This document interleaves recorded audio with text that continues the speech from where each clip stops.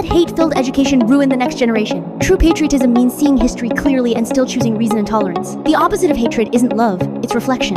Everyone, don't misunderstand me and try not to kill me. These aren't my views. This is the twisted narrative quietly gaining traction across social media this year. Hi everyone, I am Bai Xiaoying who slayed the Yamata no Orochi with my hands. I've never seen so many major media outlets report on a film's release date with such weight. That painful chapter of history, the suffering our ancestors endured, will soon return to the screen, brought vividly back into the view of you. And after launching the 18th of September incident in 1931, Japan's military quickly took control of Northeast China. But their ambition didn't stop there. Southeast Asia, Australia, even the Soviet Union and the United States were in their sights. The problem? Japan was a small island nation with limited resources. Its steel output was just a tenth of America's, and its oil reserves could only fuel 6 months of war. That's when Shiro Ishii, a medical doctor from Kyoto Imperial University, came forward with a terrifying proposal: biological warfare. He claimed it cost only a few yen to cultivate a vat of plague bacteria, while building a bomb required 10 kilograms of steel. A germ weapon, he said, could wipe out a city at less than 1,000th the cost of a traditional bomb. Seduced by this deadly efficiency, Japan's military ignored international law and basic human ethics. In 1936, they formed Unit 731 and built a massive research base in Harbin's Pingfang district, covering 6 square kilometers and housing 150 buildings, all dedicated to one purpose: perfecting biological weapons. Unit 731 had 8 internal departments,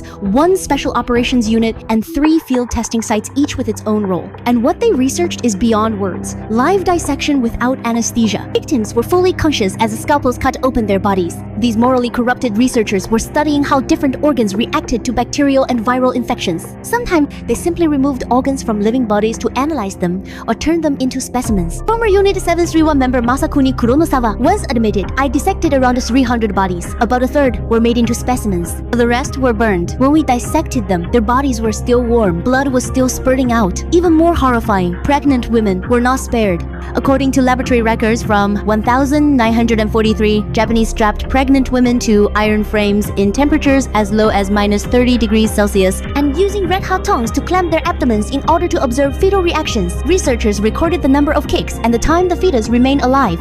In some cases, the umbilical cord was still attached to the placenta during dissection, and the fetuses were later preserved in formalin to grow. Unit 731 also conducted a series of horrifying experiments under extreme environmental conditions. In frostbite tests, subjects' hands were repeatedly frozen to the point of necrosis in -30-degree temperatures and then thawed in hot water repeatedly. Researchers discovered that blood circulation in frostbitten limbs increased when music was played, leading them to force victims to undergo the test while listening to songs like Sakura Ballad. What experimental report noted, when Kimigayo was played, the rate of finger detachment increased by 27%. In pressure timber experiments, victims were locked inside sealed chambers where the air was gradually evacuated to create a vacuum. Researchers watched as blood and internal organs were forced out through the victims' mouths and noses, recording the limits of human tolerance to extreme atmospheric pressure. In dehydration experiments, victims were forcibly fed seawater and left to die in extreme agony as their bodies shut down from dehydration.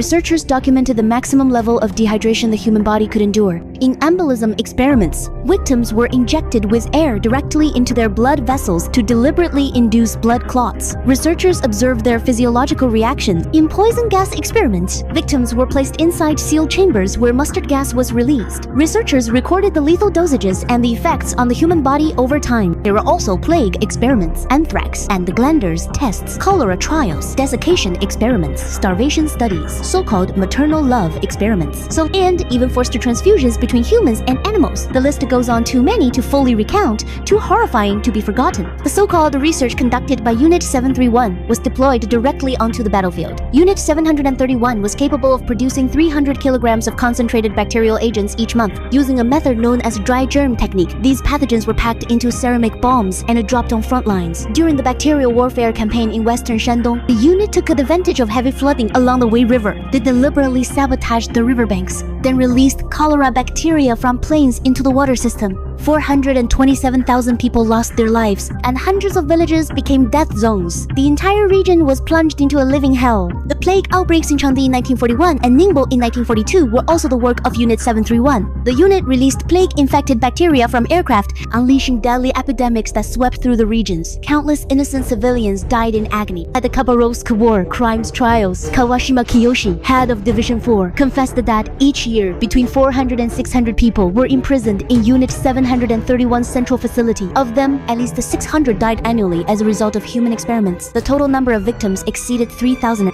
The germ warfare launched by Unit 731 directly or indirectly caused the deaths and injuries of more than 2 million Chinese civilians. But after Japan's surrender, Unit 731 not only destroyed its facilities and executed all remaining human test subjects. Shiro Ishii, the unit's commander, returned to Japan with over 8,000 pages of experimental records. Hearing this, the U.S. military's Fort Detrick Biological Research Center immediately dispatched personnel to negotiate with Ishii. In exchange for full access to the data, the U.S. granted immunity from war crimes prosecution. As a result, during the Tokyo trials, neither Ishii nor the core members of Unit 731 were ever held accountable. They escaped legal punishment entirely. The data obtained from these human experiments was later used by the US military during the Korean War. This dark transaction continues to fuel historical denial among Japan's far right today, providing the basis for their refusal to acknowledge or take responsibility for these crimes. War criminals walked free, and even after the founding of the People's Republic, chemical weapons continued to claim hundreds of lives, each one a blood debt that remains etched in memory. This is why so many people are paying close attention to whether the film about Unit 731 will be allowed to screen. But the atrocities committed by the Japanese invaders on Chinese soil will never be forgotten.